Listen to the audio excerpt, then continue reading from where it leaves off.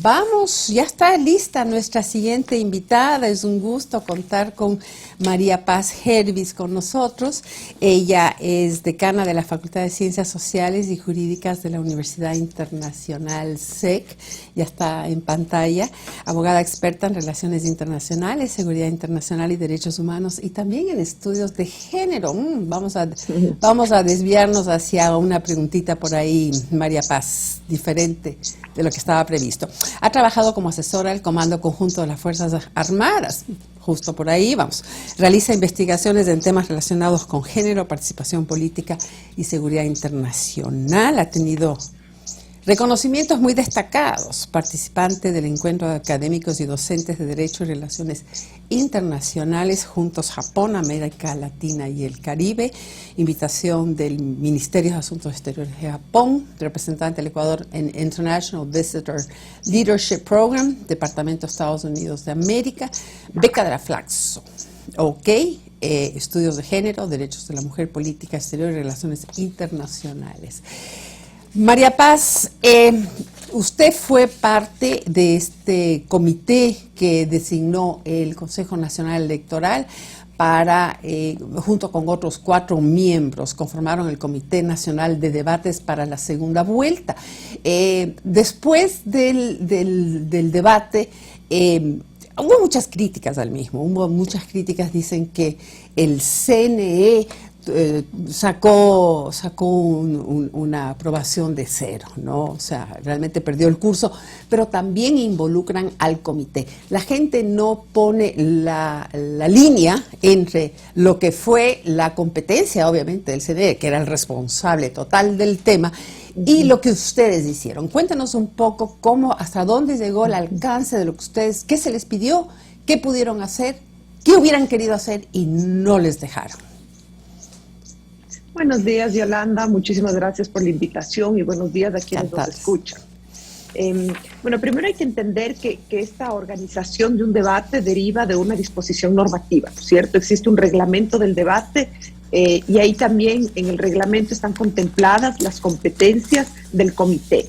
El Comité Nacional del Debate, un poco para poner en contexto, porque es algo que se ha mencionado estos días en la prensa, pero quizás no todo el mundo, como usted bien menciona, sabe qué significa y qué competencias tiene, ¿no es cierto? Entonces, lo que establece el reglamento, si no me equivoco, es en el artículo 9 o 10, dice será conformado por 5 miembros de la sociedad civil, que vengan de la academia, que vengan de sectores productivos, que vengan de ONGs. Entonces esto se cumplía, ¿no es cierto? Teníamos 2 personas que provenían de más conocidas de Guayaquil, del sector de las cámaras, Caterina Costa, Paul Palacios. Teníamos de Flaxo la doctora Valeria Coronel, aquí en Quito. Esto fue muy interesante, contar con un miembro que estudia en Alemania, que está muchos años fuera del país, completando estudios ahora de doctorado, y entonces él se conectaba vía Andrés Zoom. Checa, y mi persona, sí. Andrés, cómo no, y mi persona, que desde luego yo soy decana de la Universidad Internacional SEC y que he estado asociada más bien a los ámbitos académicos y de la opinión pública. Entonces, el encargo que se nos hace es asesorar al Consejo Nacional Electoral y la redacción de las preguntas. Hay dos competencias principales para mí. La primera es la redacción de las preguntas y la segunda es la designación de moderador o moderadora. Ojo, el caso de la designación de la moderación atraviesa también siempre por la aprobación del CNE, ¿ya?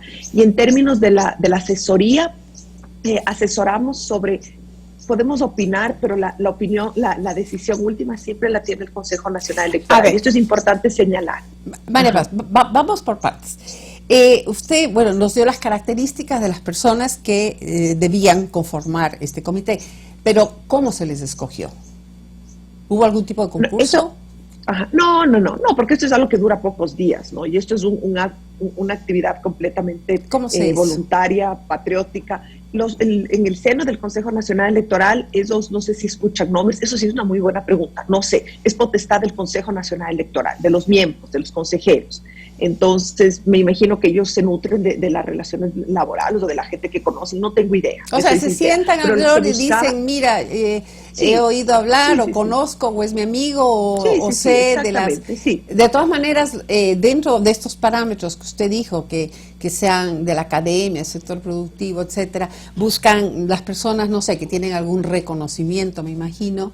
Por supuesto, y se busca equilibrio además. Yo creo que eso es importante. Se busca equilibrio, se busca que provengan. Sí. Ahora, claro, usted no conoce este tema, pero sí me comprometo a averiguar un poco más, porque sí debería haber parámetros que de alguna manera también nos aseguren que por más calificada que sean las personas que ellos escogen, no sean los amiguis, ¿no? O sea, quiero decirle, no estoy hablando de este caso puntual, pero que en términos generales no sea, yo tengo mi amiga que me pidió estar aquí, etcétera, sino que realmente hay algún tipo de requisitos o parámetros que haya que cumplir que aseguren un buen nivel de objetividad. Gracias. Eso por un lado. Dos, usted cuando dice asesorar al CNE, es uno de los encargos que ustedes tienen. Usted hizo así entre comillas. ¿Por qué? ¿Por qué las comillas? Porque realmente la metodología que se eligió deriva de muchas semanas de trabajo del CNE y ellos tampoco, ojo, eso también es importante decir, no es que ellos se sentaron y dijeron, bueno, a mí se me ocurre, ¿qué tal si borroneemos el debate así? No, ellos contrataron una empresa asesora, una empresa experta. Aquí estaba, si no me equivoco, una ONG, Grupo Faro, sobre ser público y notorio. Había unos asesores argentinos a quienes nosotros escuchamos. Nosotros sobre todo les formulamos preguntas y les digo por qué, Yolanda, porque ninguno de los 5 somos expertos en debate. Entonces, lo que hicimos sobre todo es formular preguntas y podrías asesorar, pero digo entre comillas, primero porque la competencia deriva en los consejeros, que ellos sí son personas con representación que deriva perdón, no del voto, sino que deriva de la ley, ¿ya? Y eso tenemos que entender, de la función pública. Ellos están investidos de unas capacidades que nosotros no. El nuestro era un encargo específico. Eso es, y entonces está bien que ellos sean los que deciden, en mi humilde opinión, y nosotros podíamos asesorar. Pero aquí, ¿por qué le digo entre comillas? ¿Sí? En primer lugar, porque pensemos un poco el contexto, ¿no? Se nos designó un día viernes y el fin de semana siguiente ya eran las elecciones, lo que implicaba que para el viernes ya tenía que estar cesado todo, cesadas preguntas, cesado todo. Nosotros 5 tenemos empleos, como es lógico, ¿no es cierto? Yo sí quiero que quede claro que esto es una actividad completamente voluntaria, es decir, no existe un contrato. Nosotros 5, en una actitud cívica, dejamos de lado durante una semana nuestras responsabilidades profesionales y nuestras vidas personales. Yo tengo 2 niños chiquitos y para mí le puedo decir que fue una semana durísima de trabajar ni siquiera pensemos en mi caso, pensemos en nuestro compañero de Alemania. Teníamos un cambio horario y él tenía que trabajar hasta las 3, 4 de la mañana todos los días, porque nosotros trabajábamos aquí hasta las 11:30, 12, 1 de la mañana en ocasiones. Entonces nosotros, obviamente en una semana no se puede decidir un debate. Entonces, ¿por qué esos tiempos? Eso yo no puedo responder, pero un poco les pongo, ese es el contexto. Nosotros escuchamos, nos reunimos con la empresa argentina que les habían, nacional y los expertos argentinos que les habían asesorado. Ellos hacían mucha mención a un debate que existió en el año 2015, Macri-Scioli, que era un modelo. Nosotros sí tuvimos preguntas, sí tuvimos algunos reparos, pero evidentemente no había los tiempos tampoco y no somos expertos. Entonces eso yo quiero dejar claro, pero ojo, yo no me estoy lavando las manos, que eso también es otra cosa importante. Ya, que hay críticas. ¿Cuánta participación? Perdón, le interrumpí cuando usted decía que hay críticas sobre qué. No, sí, decía que crítica siempre va a haber, y creo que eso es importante, o sea, crítica siempre va a haber, y le digo porque voy a hacerlo de la manera más común. En la viña del Señor hay de todo, o sea, opiniones siempre va a haber, siempre pueden ser mejores las cosas, por supuesto. Yo le voy a decir básicamente cuál fue nuestro encargo específico, a lo que nos dedicamos. Elaboren 5 ejes y desarrollen el contenido, justifiquen por qué esos 5 ejes. Y eso es lo que hicimos. Okay. Nos dedicamos durante una semana a dedicar 5 ejes, elaboren 2 a 3 preguntas por eje, elaboramos 2 a 3 preguntas por eje. Pero hubo más de 2 o 3, quiero entrar en esa parte. Entonces, ustedes dieron el contenido, o sea, ustedes dijeron cuáles debían ser estos 5 ejes que son los que vimos en el debate. Ustedes dijeron estos 5. O sea, claro, nosotros determinamos. Ustedes determinaron. Y fueron. No es que esta empresa les planteó una serie de ejes y ustedes ahí escogieron, sino que esto nace del No, ellos te planteaban el modelo. Entonces ellos te decían al inicio, ustedes van a tener 30. Redactaron las preguntas. Redactamos el contenido de los ejes porque teníamos que definir el tema de los ejes, el contenido, dotar de contenido a los ejes y 2 a 3 preguntas por eje. Ahora, una de las cosas que yo vi que generó mucha crítica eran los videos. Yo no me voy a pronunciar por eso, puede ser, eso lo hicimos nosotros, eso es producción, pero yo tampoco tengo un afán de lavarme las manos. Yo lo que quiero es contar a la ciudadanía un poco, que sepan, porque a veces es interesante, ¿no? Todo el mundo es experto, y está bien, tiene que haber libertad de expresión, la gente tiene que comunicarse, pero para mí ha sido interesante estar en este lado, porque yo siempre he estado del lado de la opinión pública. Yo le reconozco, Yolanda, que para mí ha sido esta semana, además del trabajo, de un crecimiento bárbaro, porque la gente no sabe cómo se cuecen las habas. A nosotros, sí, siempre es más fácil irse, ¿verdad? También siempre es más fácil no estar y decir, eso no va conmigo, yo quiero un debate así. Pero ¿sabe qué creo yo? Que en esta construcción de sociedad que todos queremos, uno tiene que estar donde el país te necesita. Por tal o cual razón me designaron en este puesto y yo lo asumí con patriotismo como las otras 4 personas.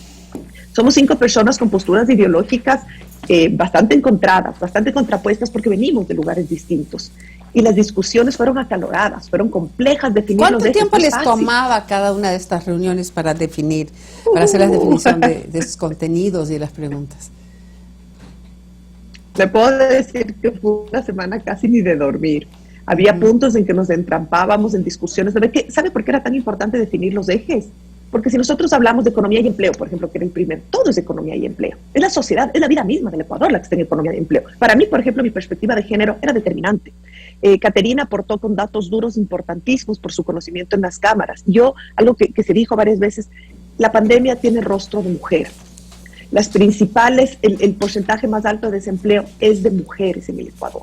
Por ahí había otra persona que tenía una perspectiva mucho más amplia en términos de garantizar desde el Estado la soberanía alimentaria, la calidad de vida. Por ahí había unas visiones más liberales. Entonces, esta discusión y nuestro encargo era poner en contexto en una carilla de Word. ¿Y se respetó lo que ustedes sugirieron?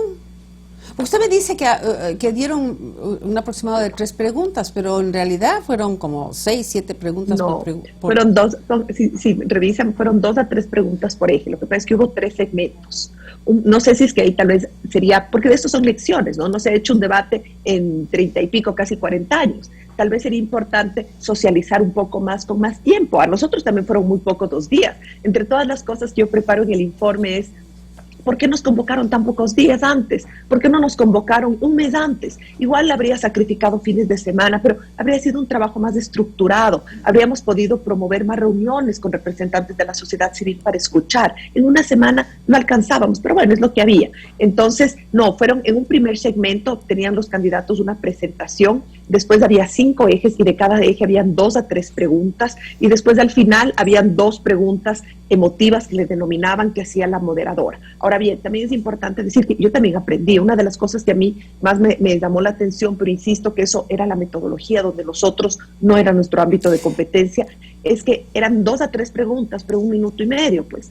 La moderadora eventualmente parecía carretilla porque tenía que leer y a los candidatos les quedaba corto la respuesta. Yo también pienso eso como muchos ciudadanos. Yo creo que los candidatos fueron trampeados en este debate porque realmente todo el tiempo que se tomó para las presentaciones, las preguntas, el desarrollo de todas las indicaciones que le daba a cada uno la moderadora fue como un poco complicado y quienes se perjudicaron fueron los candidatos y obviamente la ciudadanía que quería escucharles más a ellos que sobre la dinámica.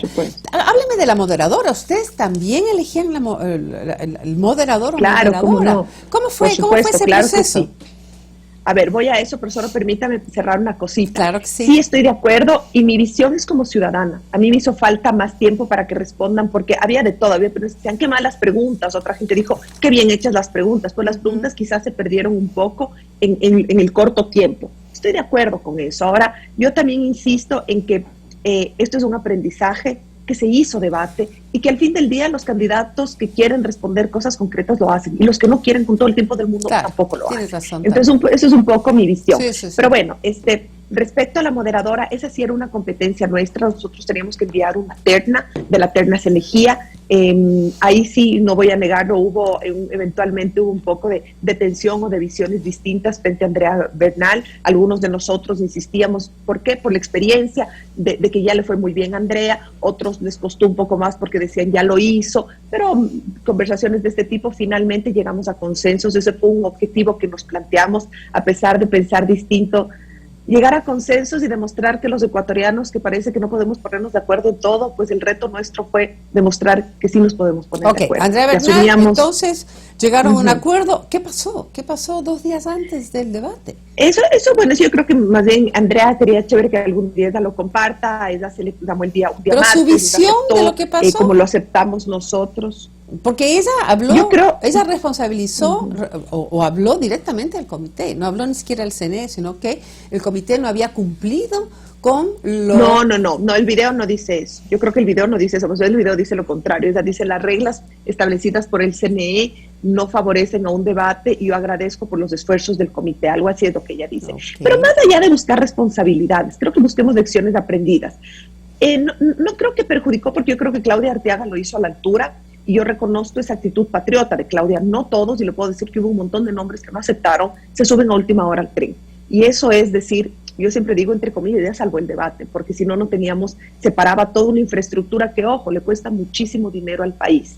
Las 5 personas que hacemos un trabajo voluntario no somos las que estamos implicadas, es de lo mínimo, es lo que no cuenta ahí, es lo menos relevante de toda la organización, y le digo de verdad, pero la puesta en escena costó mucho dinero al país, entonces había que salvar, y Claudia con una actitud muy humilde, de una mujer con una trayectoria de muchos años, para muchos era desconocida, es una comunicadora, usted la conoce, claro, muchos la conocemos como comunicadora. Ella asumió el reto, y le digo por qué el reto, porque era última hora, porque no tuvo tiempo de revisar el guión, de revisar las preguntas, de revisar el set. Usted era una estructura tan rígida realmente que...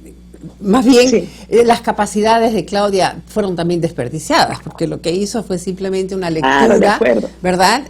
Inclusive ayer que la tuvimos en el programa, yo le preguntaba, pero con la mejor de las intenciones, simplemente como que nos pueda informar. O sea, bueno, finalmente eso lo pudo haber hecho cualquiera, y ella dijo, no, tampoco es así, porque aunque sea para leer y estar ahí, se requiere del aplomo y del peso que ella tiene, hasta claro, para manejar cualquier situación que se pueda salir. Pero lo que aparentaba era sí, pues simplemente leer unas reglas permanentemente y unas preguntas que ya estaban hechas. Por esta, sobre todo por esta parte de la dinámica que no permitía la repregunta, que si no me equivoco, porque usted ya me corrigió en una parte del video de Andrea Bernal, si no me equivoco, fue una de las cosas que ella alegaba, o sea, no se sentía, sí, entonces Andrea se le invitó que faltaría eso, y además, o sea, realmente traer a alguien de ese nivel de categoría no es para simplemente leer unas preguntas, sino tener esa posibilidad de interactuar. Aceptó.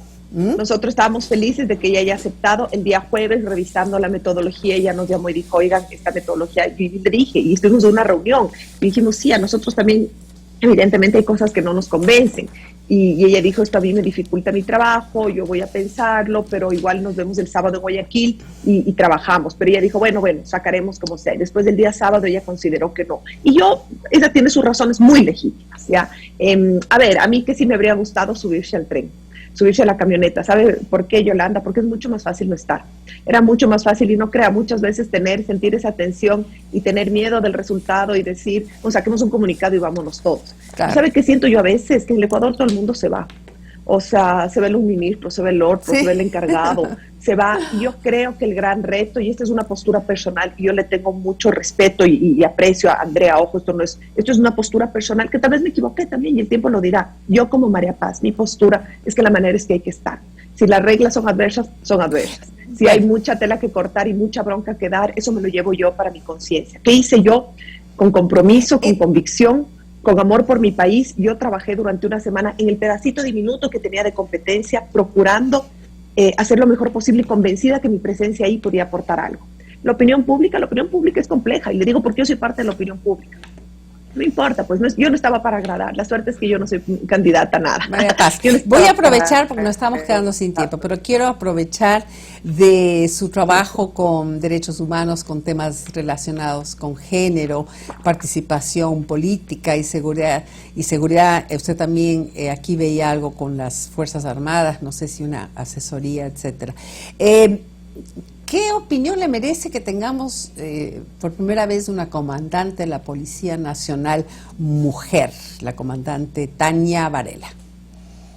La general Tania Varela es una emoción inmensa. Es una emoción, la general, sí. Pero es la comandante por qué. nacional de la policía ahora. Sí, cómo no, claro, el rango más alto.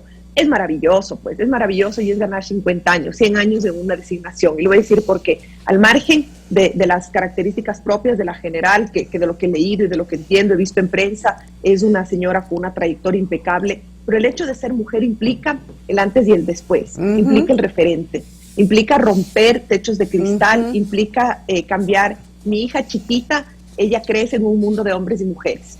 Y eso no tiene precio, porque eso es decir, desde que somos muy pequeños, tejer en nuestra mente, en la mente de los niños y las niñas, que en este mundo y en estos puestos de poder están hombres y mujeres. Y eso no te enseña ninguna maestría, ningún estudio doctoral, eso es el referente, y el referente vale oro. Y es abrir las puertas para otras mujeres, y aprovecho y le envío mi agradecimiento a la general Varela. ¿Qué le espera a ella? ¿Qué le espera además en un país que hace broma de absolutamente todo? Ya están todos estos memes haciendo broma de una mujer en ese cargo, pero también la gente puede ser muy ácida, muy cruel. ¿Qué le espera? Ayer justamente Claudia Arteaga nos hablaba sobre lo que es ser mujer y subir en la escala laboral. No vayamos a otros ámbitos, simplemente en la escala laboral, lo difícil que es para una mujer. ¿Qué le puede esperar a la generala que ella esté advertida desde el ámbito de las mujeres? María Paz, cuéntanos, ¿cuál es el peor escenario que puede afectarle a ella en su esencia y a su familia?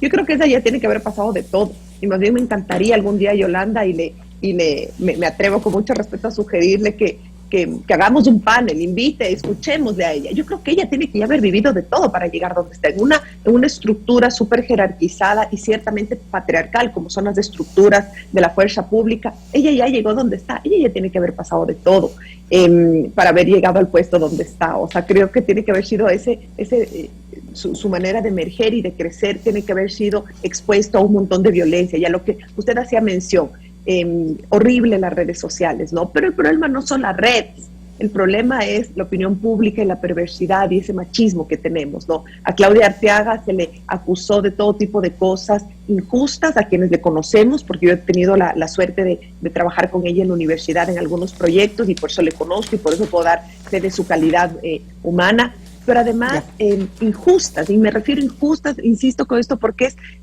crear cuentos y montar mitos muy dañinos con su vida personal, que el supuesto no consentido que fueran ciertos, ojo, no son ciertos, pero ¿y qué? ¿Y si fueran? Yo nunca he escuchado, y le digo verdad, nunca he escuchado de un señor que esté en un puesto de toma de decisión en que se hable de sus amantes. Nunca he escuchado algo así. Y peor aún, eso es que parte se hable de sus justo, amantes en sentido negativo. María Paz, yo coincido con usted. Este es un programa de opinión, por eso me permito hacer opinión también. Yo coincido con usted en el sentido de que debe haber pasado carros y carretas para llegar donde está, pero quiera que no, es una estructura jerárquica, ¿verdad? Entonces, con sus límites, sus parámetros muy definidos. Entonces, sí, debe haber sido tenaz. Pero ahora, en cambio, está frente al público, se ha visibilizado. Entonces, todavía tendrá mucho que enfrentar en ese sentido y enfrentar de una de las formas más duras, que inclusive yo lo viví personalmente, que es, por ejemplo, la crítica, la burla, el insulto de los trolls. Es este insulto que uno recibe y no lo puede responder, por más que quiera hacerlo, por más que tenga ganas, tenga la valentía y tenga los arrestos para hacerlo, no lo puede hacer porque uno no puede contestarle a un fantasma. O sea, no tiene sentido. Entonces, creo que todavía el rato que se visibiliza frente a una sociedad que tiene características de ser machista, todavía tiene un camino que recorrer, va a tener que pagar un precio por ser seguro la primera mujer. Yo veía ayer de una nota.